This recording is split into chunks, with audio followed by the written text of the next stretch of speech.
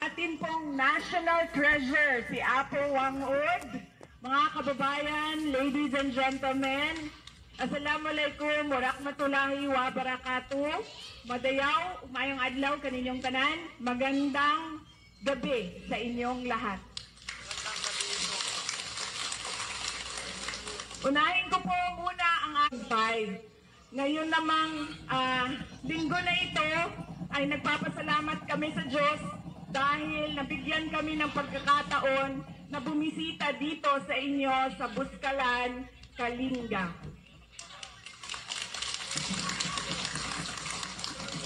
Mahaba po yung biyahe at malayo po yung biniyahe namin.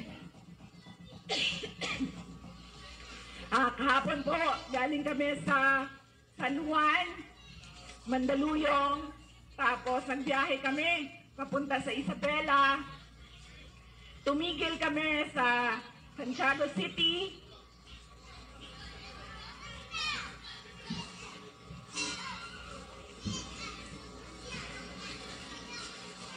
Tumigil kami sa Santiago City, Isabela, at binisita namin yung mga kaibigan namin doon na sa Isabela na tumutulong at kaibigan ng pamilya namin at kaibigan ng opisina ng Vice President. Pitong oras po yung biyahe namin mula Mandaluyong papuntang Santiago City. Doon na po kami natulog at kaninang umaga, maaga kaming umalis sa Santiago City, Isabela, papunta dito sa inyo sa Buskalan. Dumating po kami, umalis kami sa Santiago City ng alas 5 ng umaga, dumating kami dito sa inyo alas 12 ng tanghali, 12 noon.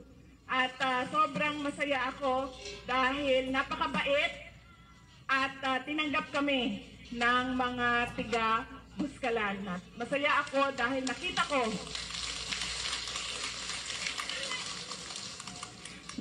ko yung resiliency ng inyong lugar dito sa Buskalan. At nakikita ko yung pagkakaisa at pagtutulungan ninyo para sa inyong komunidad, lalong-lalo na sa mga bisita na gustong makita ang inyong lugar at makilala si Apo Wang-od.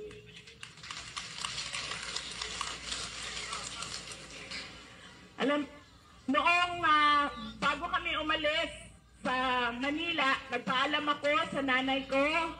Sabi ko sa kanya na pupunta kaming Kalinga. Tinanong niya ako, bakit ka pupunta doon? Sabi ko, mag-ano lang ako i-introduce ko lang yung sarili ko kay Apo Wang-od at sa komunidad doon. At sinabi ng nanay ko, sabi niya, kilala ko si Apo Wang-od, wag mo nang dagdagan ang mga tato mo. Yan ang sinabi ng nanay ko. So, ilang beses niya sinabi, noong nagpaalam ako, noong ilang mga araw, nangamusta siya sa akin, inulit na naman niya, sabi niya, huwag ka na magpatato. Kaninang umaga, sabi ko, ma, nandito na kami sa Kalinga. Ang sagot lang niya sa akin, huwag ka magpatato. Pero kanina, hindi ako nakapila para magpatato. Sinusuportahan ko lang yung mga kasamahan namin na gustong magpatato dahil nga ayaw ko na hindi sundin ang sinasabi or utos ng nanay ko. Pero noong nakatatlong beses na si Apo Wang-od na halika, kailangan mo magpatato. Sabi ko sa kanya noong una, sabi ko, pasensya na. Sabi ng mama ko, wag ko na daw dagdagan yung mga tato ko. Tapos, ulit naman siya, halika. Sabi ko, magpaalam muna ako. Paalam muna ako sa nanay ko.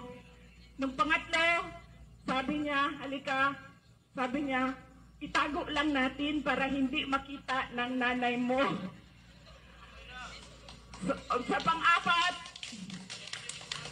hindi na ako nakahindi dahil ang isang senior citizen na mismo ang 4 na beses na nagsabi na tatuan kita. Kaya masaya din ako dahil meron din ako tulad ninyong lahat na tattoo ni Apo Wangon. Maraming salamat po, Apo.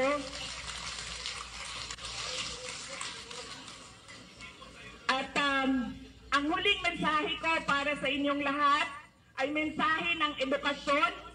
Lahat po ng mga tiga dito sa Buskalan, gusto kong maintindihan ninyo na napakahalaga ng edukasyon sa buhay ng mga anak ninyo.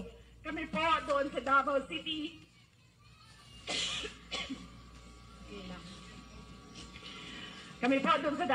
bago po ako bumaba as mayor, natapos namin ang City College of Davao. 70% or 80% ng aming mga estudyante sa City College of Davao ay miyembro ng iba't ibang indigenous tribes ng Davao City. Kaya masaya kami dahil nabibigyan ng opportunity yung mga ITs na makapagtapos ng college sa loob ng City College of Davao City na pagmamay-ari ng local government unit ng Davao City. Sinigurado ko na bago ako bumaba doon sa pagka-mayor ng Davao City ay matapos namin ang college, ang paaralan, para masiguro yung kinabukasan ng aming mga Davaoeños na miyembro ng IPs. Yan din ang gusto ko maintindihan ng mga magulang dito sa inyong komunidad na napakahalaga ng edukasyon sa buhay ng inyong mga anak. Dahil ito ang magpapabago ng buhay nila.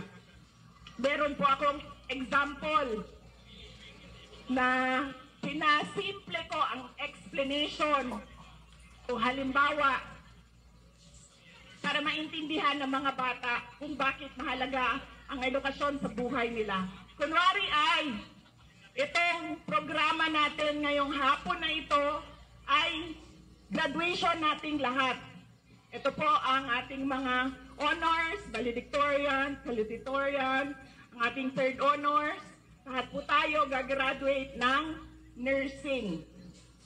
Graduate tayo lahat ng nursing. Nakapagtapos tayo ng nursing. Meron tayong isang classmate na galing sa may kaya na pamilya.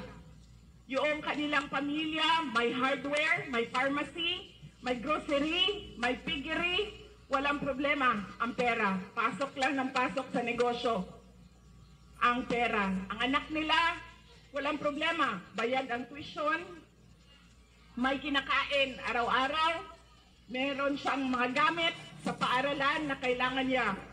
Meron tayong isang classmate galing sa pamilya na naghihirap. Ang kanyang tuition, inuutang ng mga magulang niya para mabayaran.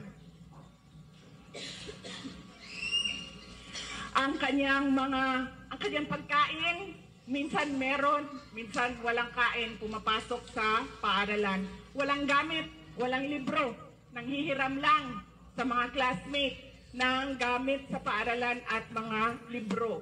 Pero sa araw na ito, nag-graduation natin ng nursing, walang mayaman, walang mahirap. Bakit?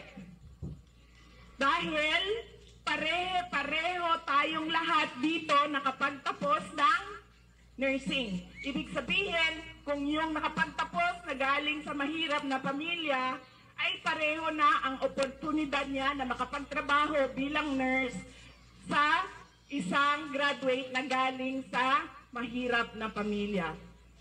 Pareho na silang pwede mag-apply sa hospital, pareho na sila pwede maging nurse. Wala nang mayaman, wala nang mahirap. Pareho na sila. Kaya napakahalaga na maintindihan Maintindihan yon ng ating mga anak. Yan ang magpapabago sa buhay nila. Ulitin ko, masaya ako na nakasama ko kayo ngayong gabi, kayong lahat ngayong gabi dito sa Buskalan, at nagpapasalamat ako sa pagtanggap ninyo dito sa amin. Magandang gabi, maraming salamat sa inyong lahat.